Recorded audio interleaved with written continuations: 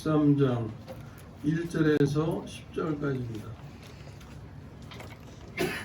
요한계시록 13장 1절에서 10절까지. 내가 보니 바다에서 한 짐승이 나오는데 뿔이 열이요 머리가 7이라 그 뿔에는 10왕관이 있고 그 머리들에는 신성모독하는 이름들이 있더라. 내가 본 짐승은 크로노와 뜻하고 그 발은 공에 발가지고 그 사자의 같은데 눈이 자기의 능력과 보좌와 큰 것을 그에게 주었더라. 그의 머리 하나가 상하여 죽게 된 것 같더니 그 죽게 되었던 상처가 나오매 온 땅이 놀랍게 여겨 짐승을 따르고 용이 짐승에게 권세를 주고 용에게 짐승을 경배하여 이르되 누가 이 짐승과 같으나 누가 이 이와 싸우리오하라. 또 짐승이 과장되고 신성모독을 말하는 입을 받고 또 42달 동안 일할 권세를 받으니라. 짐승이 입을 벌려 하나님을 향하여 비방하되 그의 이름과 그의 성막 곧 하늘에 사는 자들을 비방하라. 또 권세를 받아 성도들과 싸워 이기게 되고 각 족속과 백성과 방언과 나라를 다스리는 권세를 받으니 죽임을 당한 어린 양의 생명체에 창세 이후에 우리들이 경쟁을 못하고 이 땅에 사는 자들은 다 그 짐승에게 경배하리라. 누구든지 귀가 있거든 들을지어다. 사로잡힐 자는 사로잡힐 것이요 하늘에 죽은 자는 마땅히 가르칠 것이니 성도들의 인내와 믿음이 여기 있느니라. 아멘.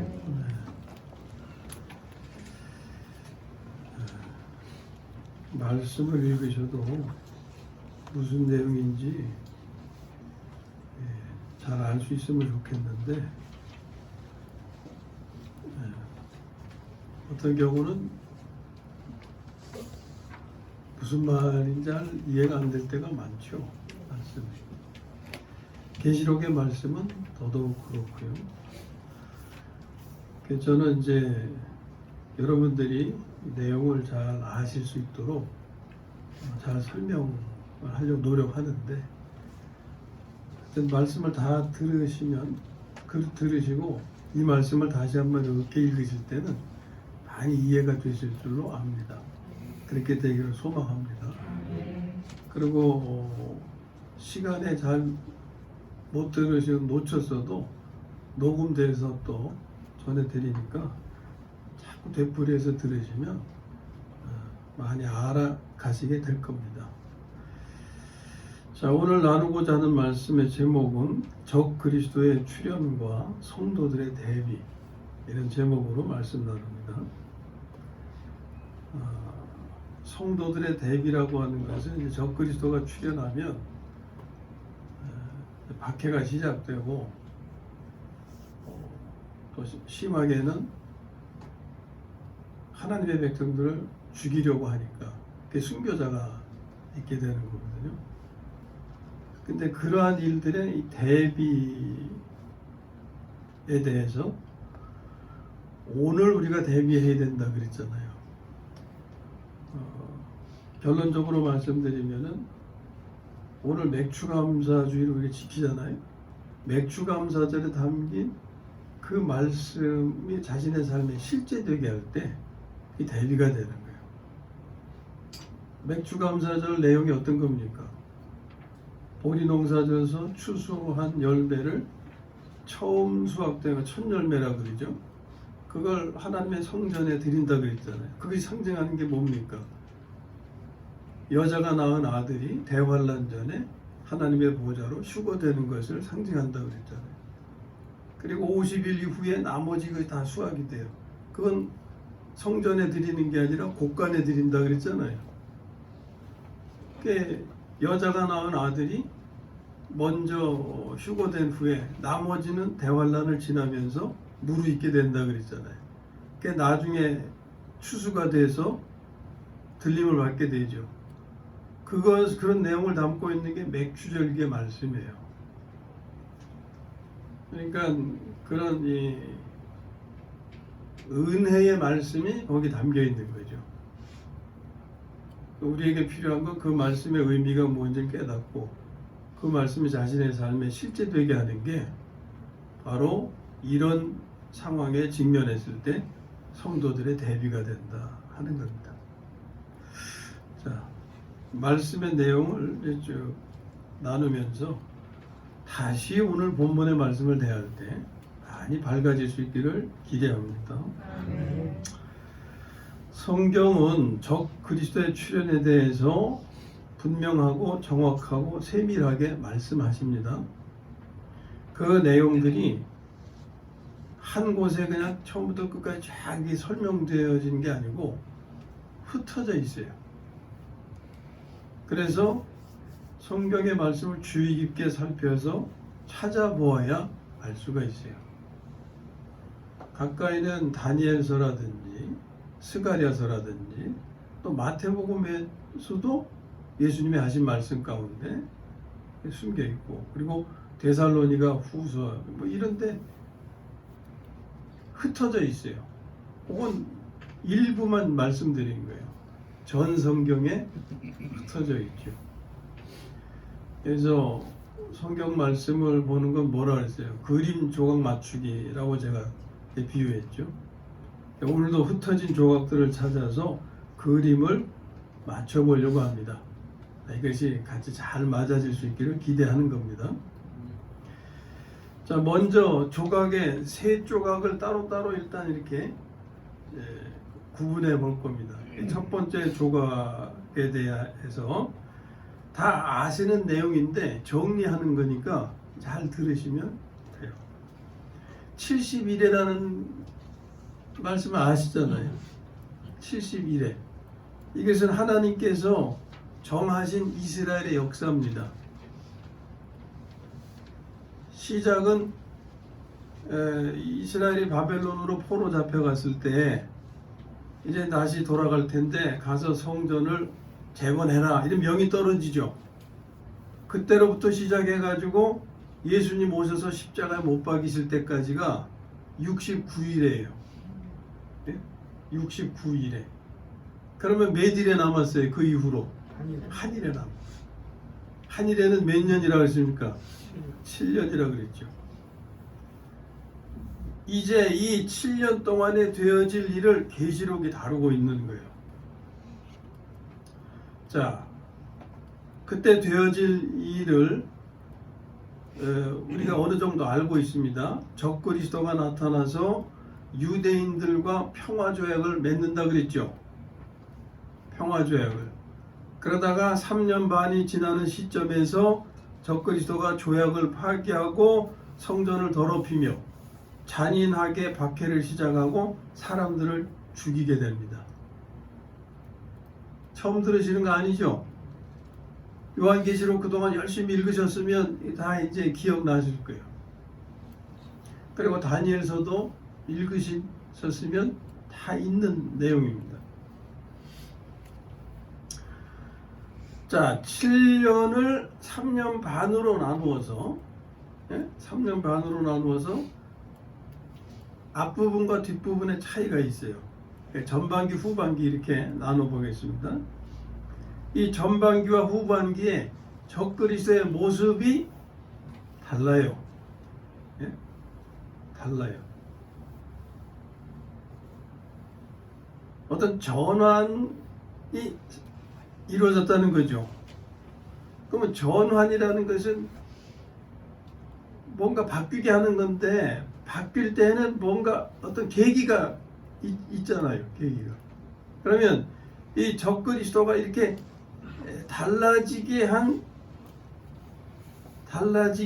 요인이 뭐였을까? 그 모습이 어떻게 달라져요? 처음에는 유대인들과 평화조약을 맺었잖아요. 예? 그러니까 평온하게 보이겠죠. 근데 3년 반이 되는 시점에서 갑자기 달라지잖아요. 예? 언약을 파괴하고 박해를 시작하고 사람을 죽이기까지 하고 막 성전을 더럽히고 막 이러잖아요. 어떻게 바뀌었잖아요. 포악하게 바뀌게 됩니다. 예? 전반기에는 포악하지 않았는데 그 조약을 맺을 때만, 평화 조약을 맺을 때만 해도 그렇게 포악하지 않았는데 3년 반이라는 시점을 기점으로 해서 달라진단 말이에요. 이게 첫 번째 조각입니다. 두 번째 조각. 자, 1절 본문에 보면은 짐승이 어디서 나와요? 바다에서 나온다 그랬죠. 이때 바다는 지중해를 가리킵니다. 그리고 그 이제 다니엘서를 같이 이렇게 보면은 지중해와 그리고 이 적그리스도가 출현하는 지역이 그리스나 마게도니아 그쪽 지역으로 추정이 되는 거예요. 왜냐하면 이 적그리스도는 지혜의 사람으로도 나타나거든요. 고대 시대의 지혜를 나타내는 나라가 어디였어요? 그리스. 철학의 나라, 지혜의 나라. 그래서 그렇게 이제 추정을 하는데 여기 바다는 지중해를 가리켜요. 그 적그리스도는 바다에서 올라온 짐승으로 지금 상징됐는데 이 짐승의 모습은 용과 똑같이 말씀되고 있어요. 12장 3절에서 용에 대해서 뭐라 했어요? 붉은 용이 있어 머리가 7이요 뿔이 10이라 그 여러 머리에 7 왕관이 있는데 그러잖아요. 짐승도 똑같아요. 그러니까 이것이 의미하는 게 뭡니까? 용이 적그리스도와 같음을 의미하는 거예요. 이것은 적그리스도가 용의 화신이다 이렇게 말할 수 있는 거예요. 예수님이 하나님의 화신, 그리스도의 화신 이렇게 말할 수 있죠. 그거 같은 거예요. 성자 예수님은 보이지 않는 모습이고 그분이 사람으로 오셨을 때 예수라고 불렸잖아요. 그래서 성육신이라고 우리가 표현하잖아요. 그게 화신이에요, 화신. 그러니까 여기 적그리스도는 누구의 화신? 용의 화신. 용은 어떤 존재입니까? 사탄이죠. 악한 영, 악한 자. 이 짐승과 관련된 말씀을 우리가 지난 시간에 이렇게 다 살펴봤는데 다시 되새겨보면 머리가 7이라 그랬잖아요. 주보에 이제 그 뒤에 기록된 말씀을 참조해서 좀 보세요. 거기 보면 계시록 17장 9절 말씀을 한번 보세요. 읽어보시죠. 지 있는 뜻이 여기 있으니 그 7머리는 여자가 앉은 7산이요. 거기에 머리 7은 7산과 연결이 되는데 7산은 로마시가 세워진 곳이라 그랬죠. 그리고 7머리에는 뭐가 씌워져요? 왕관이 씌워지는데 12장 3절 읽어보세요. 붉은 용이 있어 머리가 7이요 뿔이 10이라 그 여러 머리에 7 왕관이 있는데 네, 거기 이제 머리에 왕관이 씌워져 있잖아요. 그래서 그것이 뭘 의미한다 그랬습니까? 로마 제국의 7 황제를 의미한다 그랬죠. 로마 제국의 7 황제에서 17장 10절을 읽습니다. 시작. 또 7 왕이라 다섯은 망하였고 하나는 아직 이르지 아니하였으나 이는 반드시 잠시 동안 머무리리라. 아멘. 예. 5은 망했다고 하는 것은 5 황제가 살해되거나 자살했다 그랬잖아요. 그 인물은 줄리어스 시저, 티베리우스, 칼리귤라, 글라디우스, 네로 이렇게 5 인물이 있는데 우리가 기억할 수 있는 사람은 네로죠. 네로 황제 유명하니까 우리가 잘 알잖아요. 영화에서도 보고 있어요. 근데 이 성경에 보면은 이제 이런 표현들이 있어요. 신성 모독하는 이름이 있더라. 그리고 하나님을 모독하고 뭐 그런 말들이 있잖아요. 이 적그리스도와 관련해서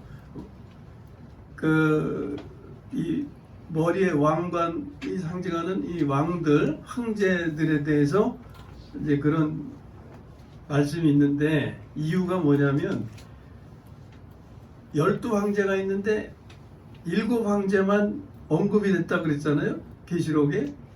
근데 여기 5이 망했다고 할 때 이 5 황제는 지금 좀 이제 열거한 왕들인데 이들이 하나님에 대해서 모독하는 이름들이 있다고 표현된 것은 왜냐하면 다 이 5 황제들은 자기가 신이라고 한 사람들이에요. 자기 자신들이 신이라고 하면서 백성들에게 뭘 요구했겠어요? 경배하라고 요구한 거죠. 그래서 이 5 황제만 이제 언급이 되고 있는 거죠.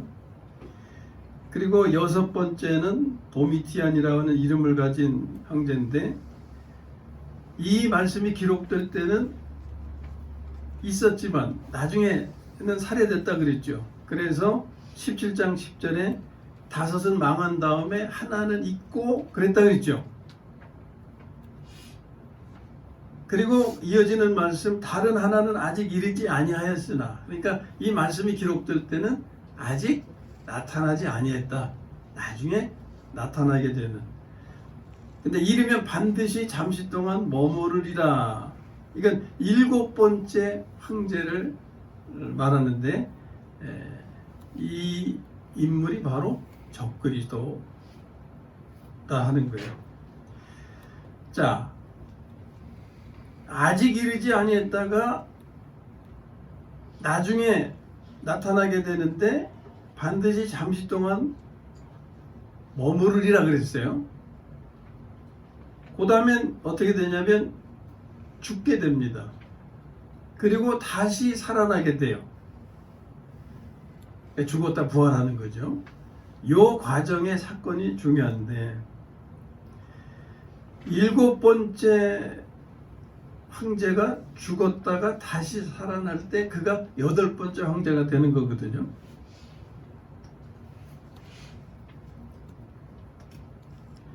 그 13장 3절을 읽겠습니다. 계시록 13장 주보에 있는 말씀 13장 3절. 그의 머리 하나가 상하여 죽게 된 것 같더니 그 죽게 되었던 상처가 다음에 네, 그까지만요. 그까지. 자, 그 머리 하나가 할 때 이 머리는 지금 여기 7머리 중에 하나를 가리키는 거겠죠.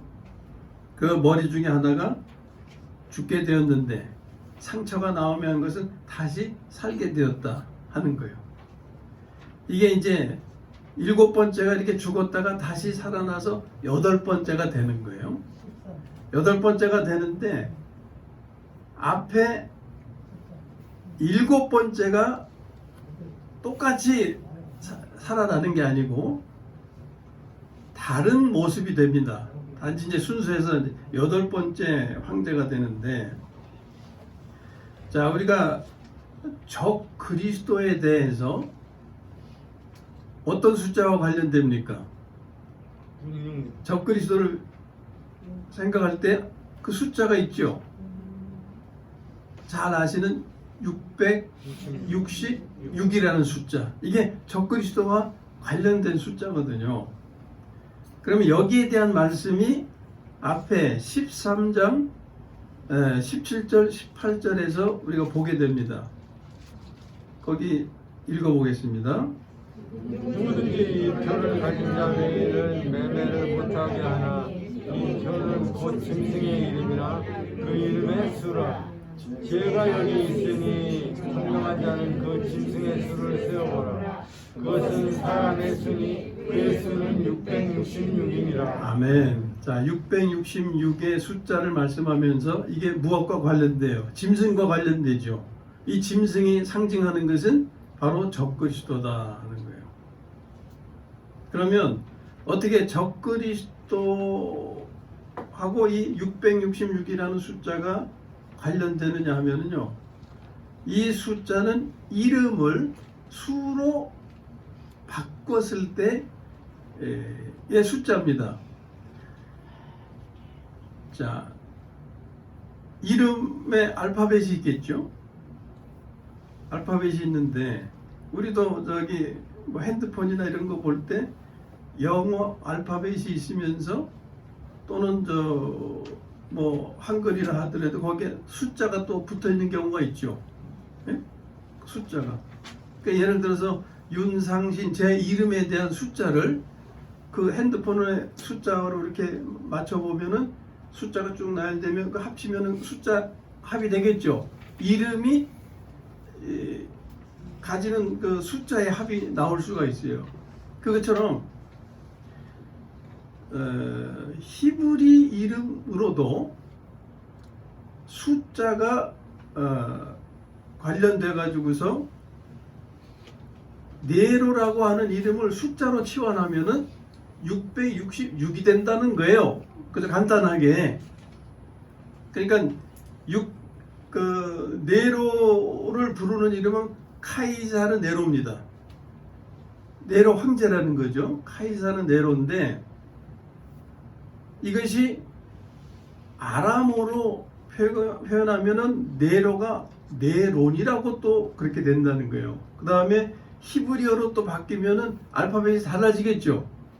그래서 그 히브리어 음으로 표기된 숫자와 관련해서 치환되는 숫자가 666이라는 거예요. 그러니까 666은 적그리스도와 관련된 숫자지만 실제로는 누구의 숫자입니까? 네로의 숫자가 되는 거예요. 그러니까 이 네로가 적그리스도와 관련이 되는 거죠. 이런 것을 찾아내게 되는 거예요. 그러면 적그리스도가 어떻게 네로와 관계가 있느냐? 네로는 죽은 사람이잖아요. 죽은 이 네로와 지금 계시록에서 앞으로 출현할 이 적그리스도와 무슨 관계가 되느냐? 이것은 육체적인 관계를 따질 때는 전혀 관계를 가질 수가 없어요. 네로는 이미 죽은 사람이니까. 적그리스도는 이제 아직은 아니지만 출현할 사람이고. 그러면 분명히 성경은 적그리스도와 네로의 관계를 우리에게 알려주려고 하는 거거든요. 이 관계는 죽은 네로가 영의 상태로 적그리스도와 만날 때 관계를 가지게 되는 거예요.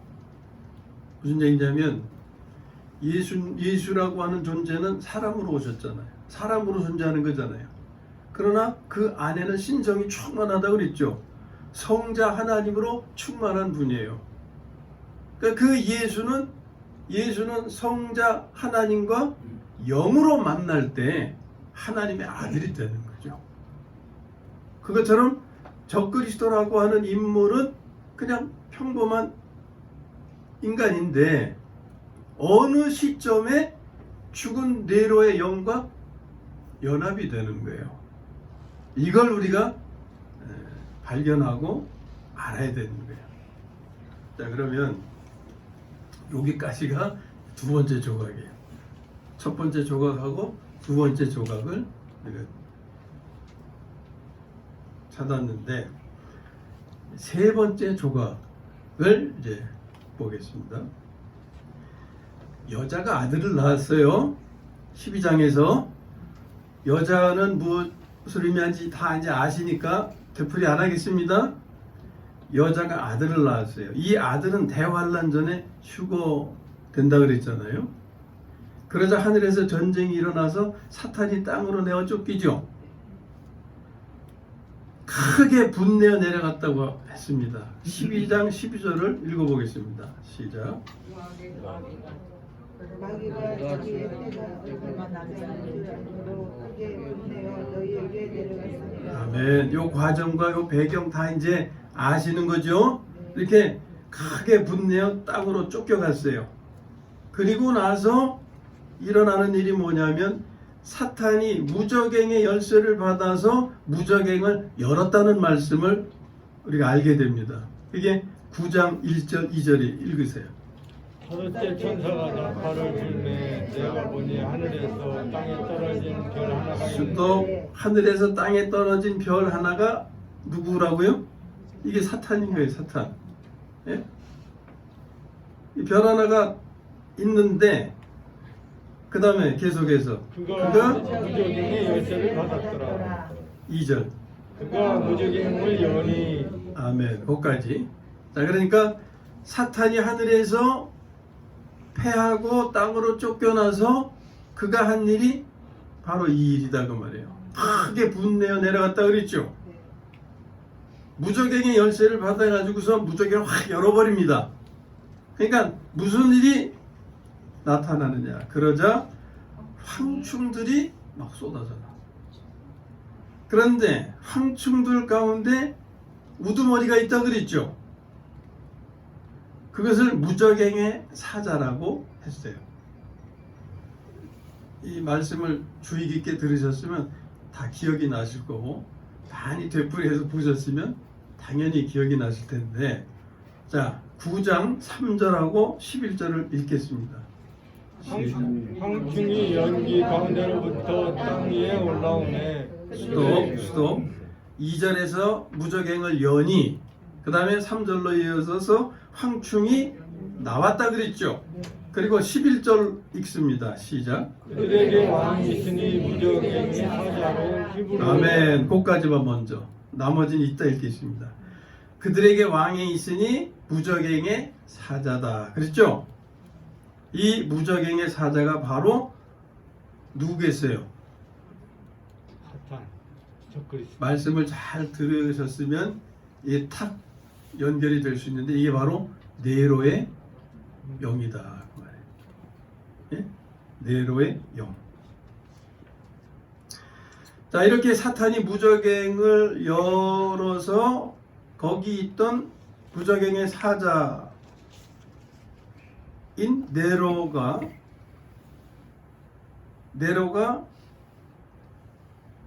누구하고 연결이 되겠어요? 7번째 황제가 죽게 됐다 그랬죠. 그 죽게 된 7번째 황제하고 만나서 살아나게 되는 거예요. 예? 살아나게 되는 거예요. 그러니까 죽은 7번째 황제를 살리는 게 누구예요? 네로의 영이죠. 물론 사탄의 영인데 네로와 함께하는.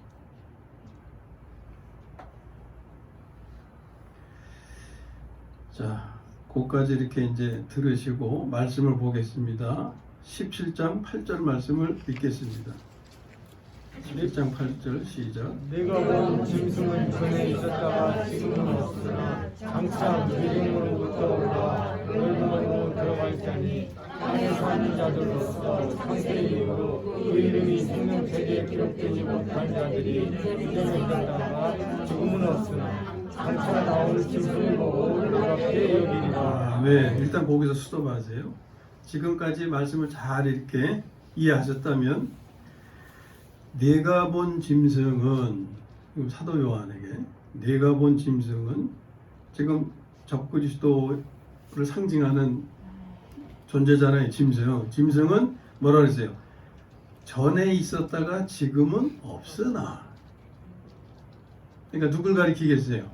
네로죠. 예? 전에 5왕 중에 하나로 있다가 죽었잖아요. 지금은 없으나. 이게 네로란 말이에요.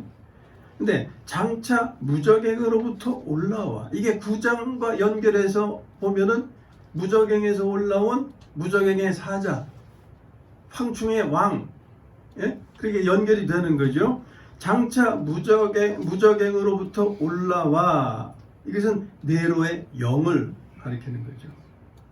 그래서 쭉 뒤로 가서 다시 한번 이전에 있었다가 지금은 없으나 앞에 말 다시 반복하는 거죠. 그 다음에 장차 나올 짐승은 죽었다가 소생한 적그리스도가 되는 거예요. 자, 거기까지 이해하셨으면 그 다음에 11절 읽습니다. 시작.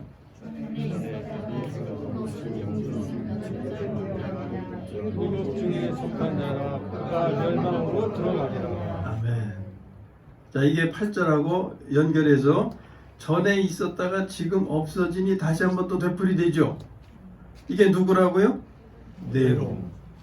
그 다음에 짐승은 죽었다가 소생한 적그리스도가 되겠죠.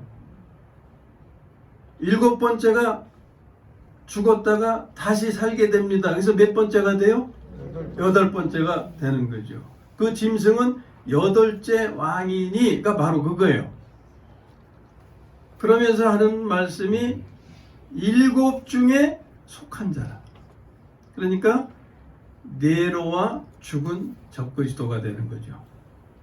네로도 7 중에 있다가 죽었고 적그리스도 7번째로 있다가 죽었잖아요.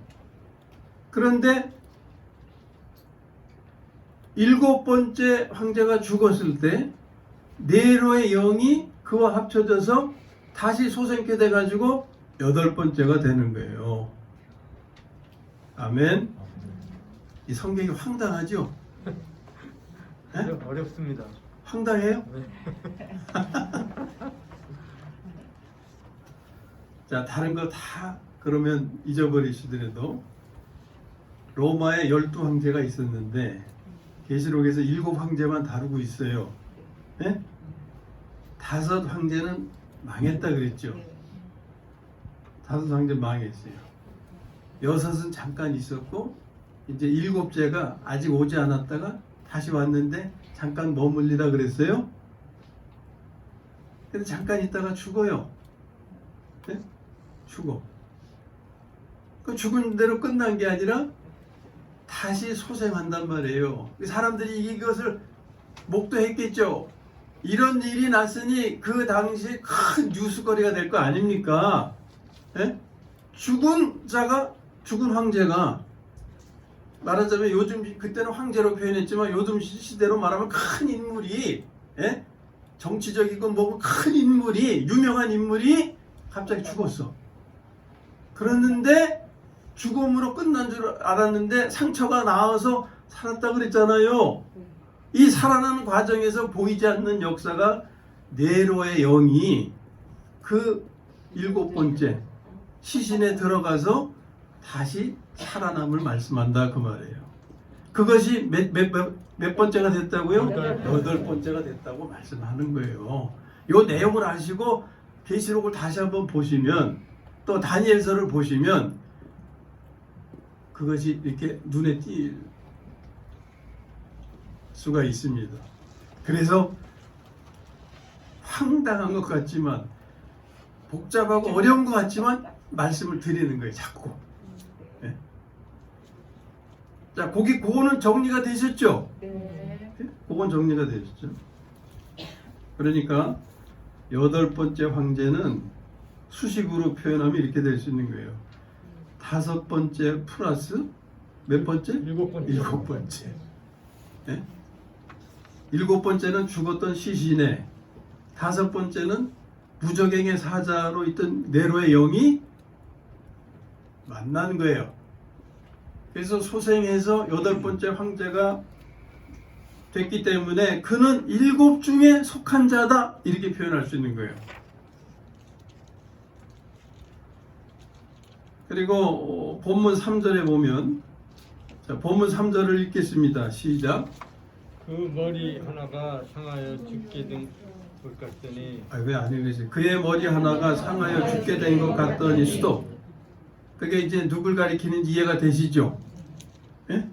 7 왕 중에 하나가 죽게 되었다. 7번째가 죽게 된 거죠. 그랬다가 어떻게 됐어요? 그 죽게 되었던 상처가 나음에, 이런 일이 벌어지니까 온 땅이 놀랍게 여겨 짐승을 따르고 라고 하는 거예요. 온통 세상이 발칵 뒤집어진 거죠. 그러면서 이제 그 인물을 따르기 시작하는 일이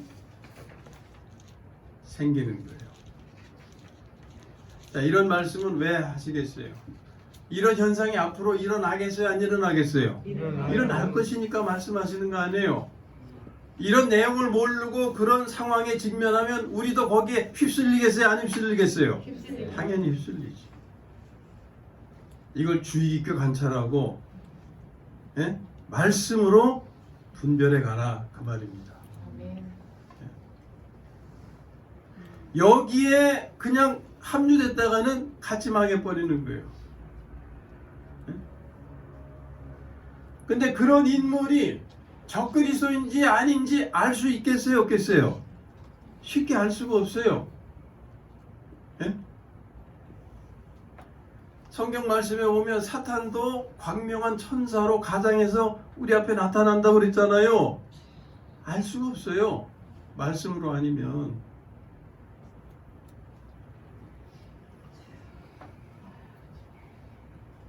17장 8절도 한번 읽어보겠습니다.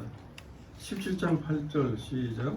여러분 짐승은 전에 있었다가 지금은 없으나 장차 불행으로부터 멸망으로 들어갈 네, 자니 그까지 다 이해하셨어요 이제. 그 다음에 땅에 사는 자들로서 창세 이후로 그 이름이 생명책에 기록되지 못한 자들이 이전에 있었다가 지금은 없으나 장차 나올 짐승을 보고 놀랍게 여기리라. 아멘. 이런 현상을 보고 놀랍게 여기는 건 당연한 거죠. 놀라지 않는 게 오히려 이상한 거죠. 그러나 이걸 주의하라 그 말이에요. 네? 자, 지금 세 조각을 이렇게 따로따로 말씀을 드렸어요. 이 조각을 가지고 이제 맞춰봅니다. 잘 들으세요. 하늘에서 쫓겨나 심히 분노한 사탄은 바다에서 짐승이 나오도록 선동을 하는 겁니다. 이게 본문 1절인 거예요. 이 짐승은 로마 제국의 7번째 황제가 되고 바로 적그리스도가 되는 거죠. 이 적그리스도는 이스라엘과 7년 평화조약을 맺습니다. 이건 죽기 전입니다. 아시겠어요? 죽기 전에 이스라엘과 7년 평화조약을 맺어요. 이때까지는 그렇게 포악하게 변하지 않은 상태입니다. 그런데 그러고 나서 3년 반 되기 전에 죽게 돼요. 네? 죽게 돼요. 이때 누가 살린다고요? 누가 살린다고요? 무적행에서 나온 네로의 영이 들어가서 살리는 거예요. 사탄의 역사죠. 이런 놀라운 기적이 데살로니가 후서에서도 이미 예고되어 있어요. 자, 일단 지금 찾은 조각을 지금 맞춰가는 거예요. 무적행에서 나온 네로의 영이 이 죽은 자를 살려서 8번째 황제가 되는 겁니다. 이 과정에서 사람이 달라지는 거예요. 이는 용이 그와 하나 되기 때문에, 용은 사탄이죠. 사탄이 그와 하나 되기 때문에 이게 1절에서 바다에서 나온 짐승이 용하고 똑같다고 한 거예요. 1절에서 우리가 확인하고 넘어간 겁니다. 적그리스도가 용의 화신이 되는 거예요. 그래서 달라지는 거예요. 적그리스도는 용으로부터 권세를 받게 되고 강해지고 포악해짐을 알게 하는 게 2절을 읽고 4절을 읽습니다. 자, 2절 시작. 내가 본 짐승은 표범과 비슷하고 그 발은 곰의 발 같고 그 입은 사자의 입 같은데 용이 자기의 능력과 보좌와 큰 권세를 그에게 주었다. 아멘. 2절에서 표범, 곰, 사자는 어디서 생각이 나요? 다니엘서에서 바다에서 네 짐승이 올라오는데 첫째는 뭐 같고? 사자 같고, 두 번째는 곰 같고, 세 번째는 표범 같고, 그렇죠? 그러니까 이것은 바벨론, 그 다음에 메데와 페르시아, 그리고 헬라, 이런 나라들을 가리킨다고 그랬잖아요. 그런데 이 짐승은 네 번째 나라 로마를 가리켜요. 이 로마라고 하는 나라는 앞에 모든 이 짐승의 성향을 다 가지고 그것보다 더 강한 자로 출현한 거예요. 그렇기 때문에 여기 짐승을 지금 뭐 다 세 제국과 같다고 표현하고 있는 거예요. 아시겠죠? 그런데 그와 같은 존재로서 뭘 말씀합니까? 용이 자기의 능력과 보좌와 큰 권세를 그에게 주었더라. 그러니까 이 짐승이 용으로부터, 사탄으로부터 이런 것을 받게 되는 거예요. 그래서 바뀌어지는 겁니다. 4절에 한 번 더 말씀하면 4절 보세요. 용이 짐승에게 권세를 주므로 용에게 경배하여 짐승에게 경배하여 누가 이 짐승과 같으냐 누가 이와 더불어 싸우려 하더라. 아멘. 용이 짐승에게 권세를 주므로, 그러니까 사탄이 적그리스도에게 힘을 주는 거예요. 예? 사탄의 능력을 부여하는 거예요. 그래서 용에게 경배하며 짐승에게 경배하게 하는 거예요. 그러면서 하는 말이 뭡니까? 누가 이 짐승과 같으냐? 누가 능히 이와 더불어 싸우리요? 이게 적그리스도가 살아나기 전에는 7번째로 있을 때는 이런 모습이 아니었어요. 평화조약을 맺을 때는. 그런데 죽음을 거치는 과정에서 이러한 영적인 올라온 변화가 생기는 거예요.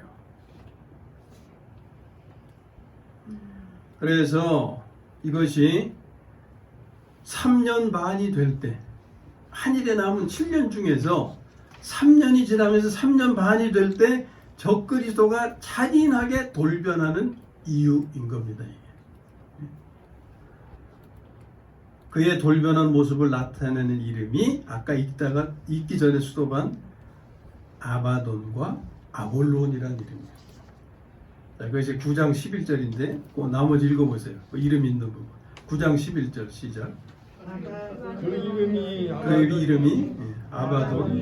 헬라어로는 그 이름이 아볼론이다. 이 의미가 뭐냐면 아바돈은 멸망이라는 의미고 아볼론은 파괴자라는 의미예요. 적그리스도가 이렇게 변한다 하는 것을 알려주는 거죠. 자, 흩어져 있는 조각 3개를 찾아서 그것을 이렇게 정리해 봤어요. 정리가 됩니까? 그냥 놓치는 것도 많으시고 얻은 것도 좀 있으시겠죠. 다시 한번 말씀을 되풀이해서 다시 주의 깊게 들으시면 더 확연하게 정리가 될 줄로 생각합니다. 그런 노력이 우리에게 필요해요. 자, 이렇게 우리가 말씀을 이해하고 좀 더 이제 본문의 내용을 조금 보면, 자, 본문을 우리 보세요. 제가 읽고 간단히 넘어가겠습니다. 5절 보면 짐승이 과장되고 신성모독을 말하는 입을 받고, 이거 이해가 되시죠? 그 다음에 42달 동안 일할 권세를 받으니, 이건 포악해져 가지고 핍박하고 박해하고 죽이고 막 그런 일을 자행하는 겁니다. 이 기간 동안. 6절에 짐승이 입을 벌려 하나님을 향하여 비방하되, 이해하셨죠? 그의 이름과 그의 장막 곧 하늘에 사는 자들을 비방하더라. 이건 그의 이름은 이제 하나님의 이름이고, 하늘에 사는 자들은 휴거된 하나님의 백성들, 휴거된 그 사람들을 가리키죠. 또 7절에 권세를 받아 성도들과 싸워 이기게 되고, 이건 한때는 이기게 된다 그 말이에요. 그러다가 나중에 어떻게 됩니까? 멸망받죠. 잠시 이기게 되고, 권세를 받아 성도들과 싸워 이기게 되고, 각 족속과 백성과 방언과 나라를 다스리는 권세를 받으니, 이것은 이방 나라들을 의미합니다. 각 족속, 백성, 방언, 나라라는 표현은 이방 나라를 표현할 때 이렇게 열거해요. 그들을 다스리는 권세를 받고, 죽임을 당한 어린 양의 생명책에 창세 이후로 이름이 기록되지 못하고 이 땅에 사는 자들은 다 그 짐승에게 경배하리라. 자, 여기에 뭐가 필요합니까? 성도들의 대처가 필요한 거예요. 예? 성도들의 대처. 앞에서 먼저 말씀드렸죠. 우리가 어떻게 살면 된다고요? 맥주전의 말씀을 따라 살면. 열매 중에 먼저 추수되는 열매가 되도록 힘써야 된다 그 말이에요. 물론 나중에 추수돼서 곡간에 들여지는 것도 있지만 그건 3년 반의 대환란 기간을 거친 후에 추수되는 거라 그랬죠. 대환란 전에 추수되는 건 뭡니까? 휴거되는 거예요.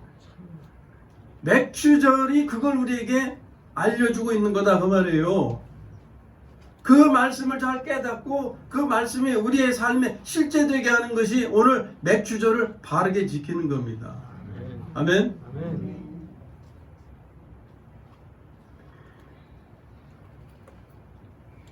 그러면서 9절에 누구든지 귀가 있거든 들을지어다. 사로잡힐 자는 사로잡혀 갈 것이요 칼에 죽을 자는 마땅히 칼에 죽을 것이니 성도들이 인내와 믿음이 여기 있느니라. 자, 어느 정도 이제 많은 부분을 이해하고 넘어가셨죠? 자, 말씀을 이제 마치도록 할 텐데 성경은 적그리스도의 출현에 대해서 분명하고 정확하고 세밀하게 말씀해 주십니다. 그 내용들이 성경 안에 흩어져 있기 때문에 주의 있게 살펴서 찾아보아야 해요. 그리하면 적그리스도와 그에 관한 일들을 사진을 보듯이 보게 될 겁니다. 그리하면 사탄의 속임수에 속지 않고 유혹에 잘 대처하게 될 겁니다. 아무리 죽은 자가 살아났다 하는 놀라운 뉴스가 사람들을 현혹시켜도 그것이 사실인지 아닌지 말씀으로 분간할 수 있게 하신다 그 말이에요. 그래서 성경은 주의를 합니다. 기적과 이사에 혹하지 마라. 신비주의에 빠지지 마라. 오직 말씀으로 생명 양식을 삼고 그 생명으로 살기를 힘쓰라고 하시는 거예요. 여기에 성도들의 인내와 믿음이 필요하고 10절의 말씀. 여기에 성도들의 인내와 믿음이 필요하고 이것이 대처 방법이다. 그렇지 않으면 10절에서 말씀하신 대로 악한 자의 유혹에 사로잡히고 죽게 될 거다. 10절을 읽습니다. 다 같이 시작. 칼에 죽을 자는 마땅히 칼에 죽을 것이니 성도들이 인내와 믿음이 여기 있느니라. 아멘. 자, 이와 더불어서 주보에 데살로니가 후서 2장 9절에서 12절 말씀을 읽습니다. 악한 자의 나타남은 사탄의 여기 악한 자의 나타남은 이게 바로 적그리스도의 출현을 가리키는 거예요. 계속 사탄의 활동을 따라 모든 능력과 표적과 거짓 기적과 우리의 모든 속임으로 멸망하는 자들에게 있으리니 수도 모든 능력과 표적과 거짓 기적이 나타난다는 거죠. 그것이 계시록에서 나타난 게 뭐예요? 죽은 자가 살아나는 사건. 그런데 그 다음에 이는 그들이 진리의 사랑을 받지 아니하며 구원함을 받지 못한다. 계속 이러므로 하나님이 미혹의 역사를 그들에게 보내사 거짓 것을 믿게 하심은 진리를 믿지 아니하고 불의를 좋아하는 모든 자들로 하여금 심판을 받게 하려 하심이라. 아멘. 하나님의 말씀을 사랑하지 아니하고 기적과 이사에 매달리는 사람은 오히려 속임을 당하게 될 거다라는 거예요. 예? 속임을 당하게 될 거다. 왜? 진리를 사랑하지 아니하기 때문에 진리로부터 보호를 받지 못한다. 이건 뒤집으면 뭐예요? 반어법으로 표현한 거기 때문에 하나님의 말씀을 사랑하고 생명 양식을 삼으면 이런 일에 빠져들거나 유혹당하지 아니할 거다 라는 말씀이에요. 이 세상에 많은 유혹과 이런 놀라운 역사 이런 것들이 있을 것임을 말씀하는 거예요. 여기서 우리의 영혼과 삶을 지켜갈 수 있도록 말씀으로 인도해 주시는 겁니다. 아까 말씀드린 대로 오늘 하나님의 생명으로 살아서 대환란 전에 우리가 휴거를 준비하는 것이 맥주절을 실제되게 하는 것이다. 아무쪼록 말씀을 통해서 적그리스도에 관한 것을 정확히 알아서 진리의 사랑을 받음으로 불의의 모든 속임에서 구원받게 되시기를 주님의 이름으로 축원합니다. 아멘.